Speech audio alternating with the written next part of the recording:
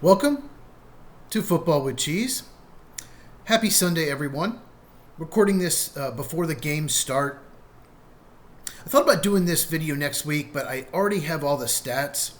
And depending what happens in the games, might have to change the video. And basically, I just want to go over, according to analytics, who are the best quarterbacks in the NFL so far this season. Because you can look at stats. Someone might have 10 touchdowns, 1 or 2 interceptions. You think they're having a great year, and you look at analytics and maybe not. So before we get into it, make sure you subscribe and hit the bell for notification. Now, some of these quarterbacks have been hurt and haven't played many games, so it's a small sample size. Just want to mention this before we dive deep into it. PFF grade.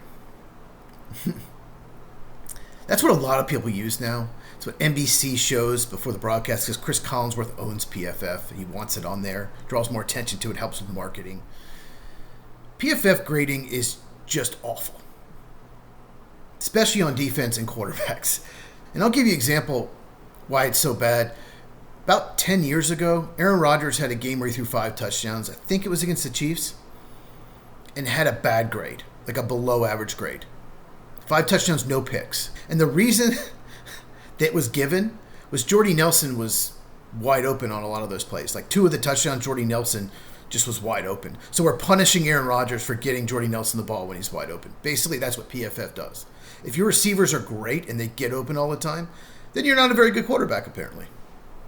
Let me just give you an example.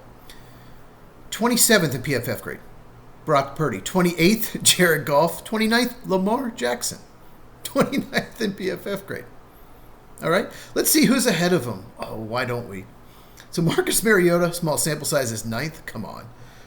Jacoby Brissett is 14th. Yeah. Oh, here's one for you. Spencer Rattler is 19th. So according to PFF, Spencer Rattler, who was just benched, is a better quarterback than Brock Purdy, Jared Goff, and Lamar Jackson. I mean, that's what the grade is, right? That's who the best players are. Their grading system is terrible. I'm not going to get into why. So just want to bring that up. So when you see a PFF stat, grades, don't reference them. It's so annoying people do that. Oh, look, he had a good coverage grade against this team. So what? It's one game, and the way they grade is just awful. But let's start with EPA. It stands for expected points added. I keep wanting to say extra points added. There's so many analytical stats, and they all have abbreviations. It's hard to remember, but expected points added per play. So how many points your quarterback adds per play, per snap out there. Number 1 in the NFL is Jordan Love of the Green Bay Packers. Number 2 is Daniel Jones of the Colts. Number 3 is Drake May of the Patriots. Lamar Jackson is 4th, and Sam Darnold's 5th. Lamar Jackson is 4th, yet PFF says he's the 29th best quarterback in the NFL. Complete garbage. But I really like this stat. It's one of my favorite. And let's look at some of the worst. Okay? I was surprised at some of these quarterbacks, how bad they are. Bryce Young is 30th, yet his PFF grade is 25th. Better than Goff, better than Lamar Jackson. Sure. Marcus Mariota, who's 9th in PFF grade, is 29th in this. Trevor Lawrence is 27th. Caleb Williams is 23rd. So anyone that says that Caleb Williams is the franchise savior, is this great quarterback, the only stat that he is even top 12 in, most of them he's not in the top 20, is average depth of target. We'll talk about that next. But EPA per play, Bo Nix and Baker Mayfield are 14th and 15th. That surprised me that Baker Mayfield's that low. The problem with EPA is it doesn't take into account clutch. Like Bo Nix and Baker Mayfield have been very good in the fourth quarter this year. So that's a problem with EPA. There's a problem with all these stats. Let's talk about average depth of target. Basically, for every pass you throw, every target, it's the average, how far down the field you throw the ball. And I used to love this stat. I think it was really important. I don't anymore. It's still important, just not as important as I thought. I'll give you an example. Before the 2024 draft, If you look at those top six quarterbacks went in the top 12. Bo Nix was half average depth of target of all of them. And that's one of the reasons I had him as the sixth best quarterback in that class. I was wrong. But his average depth of target was so low. And I thought, well, he's dinking and dunking it. The other guys are going down the field more. Like Caleb Williams had more than double average depth of target. And I'm thinking, okay, Bo Nix, he's not going to be accurate enough down the field. And I saw him at Auburn too, where he wasn't nearly as accurate. He was much better at Oregon when he transferred. Turns out that's just really the Oregon offense. They like to get rid of it quick and get it in their playmakers' hands. They usually have very good receivers who are undersized, who are so good after the catch. So that was by design. That's the offense. Same thing in the NFL. Number one in average depth of target is Sam Darnold. Sam Darnold's having a very good year, don't get me wrong. But the offense is to get the ball down the field to Jackson Smith-Njigba, who's always open. What a year he's having, by the way.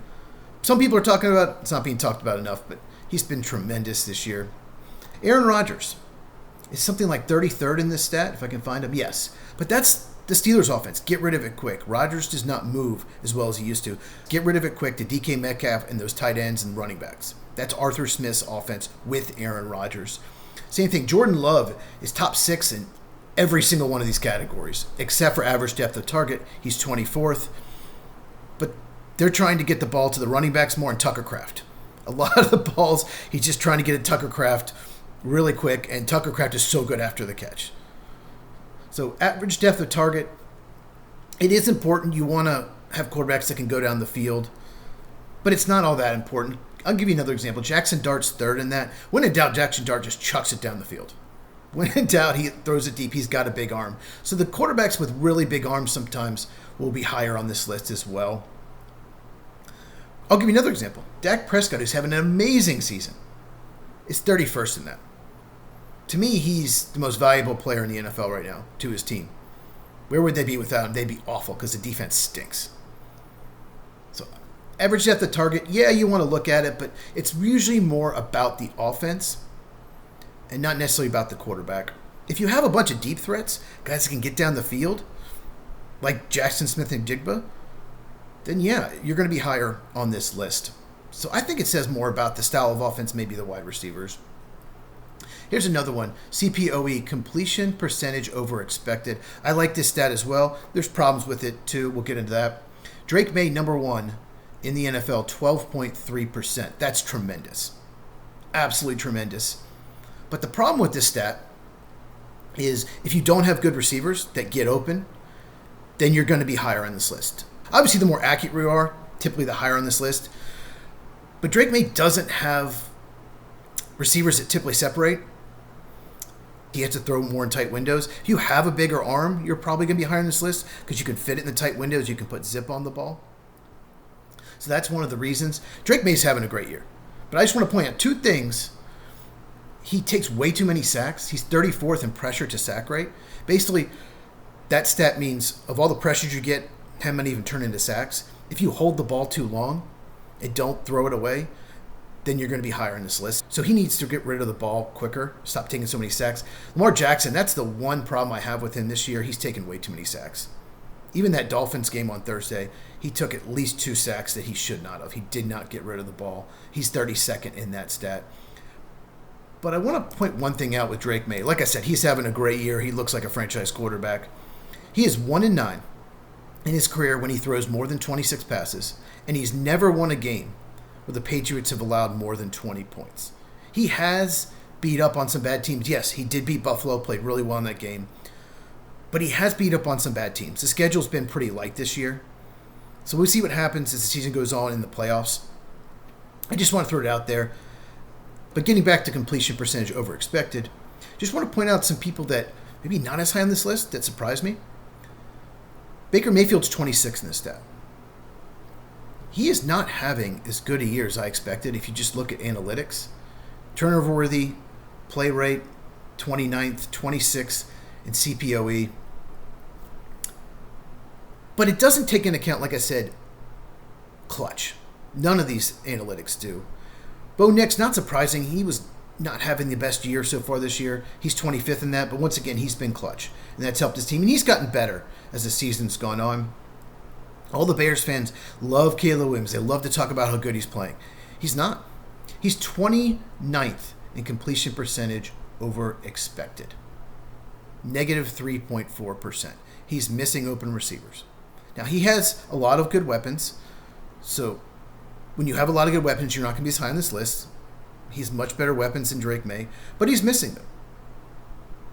Caleb Williams is not a good quarterback. Another one, Trevor Lawrence, negative 5.6%, 33rd in the NFL. He's a terrible quarterback.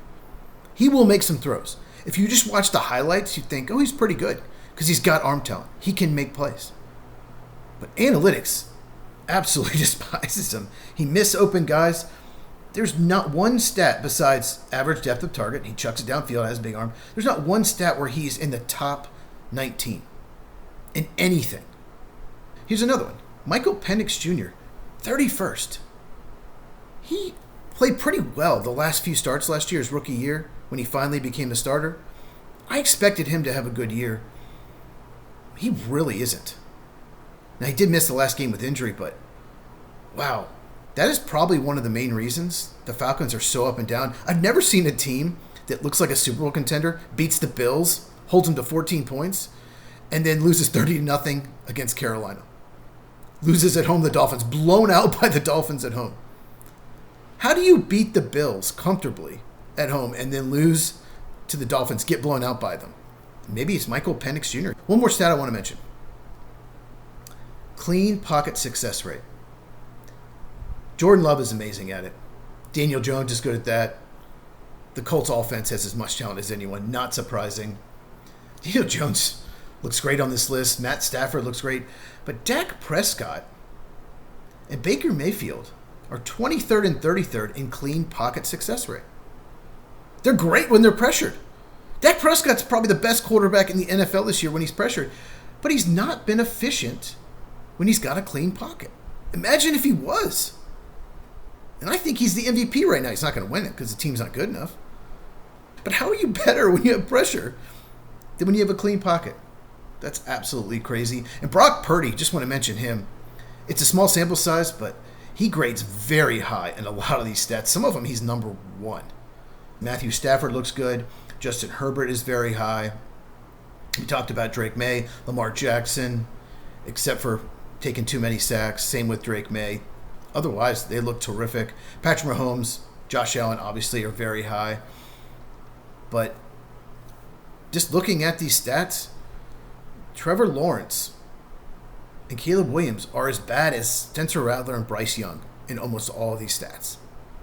That tells me a lot because they have some very talented wide receivers. And obviously, Dylan Gabriel and Cam Ward are grading terribly, but they don't have any weapons. The wide receivers for Cleveland and Tennessee are garbage. So that is not surprising. They need more help. Very tough to evaluate rookie quarterbacks when you don't have a lot of talent around them. Those guys could end up being Pro Bowlers. You never know. They just have to get more talent. Who do you think is the best quarterback in the NFL?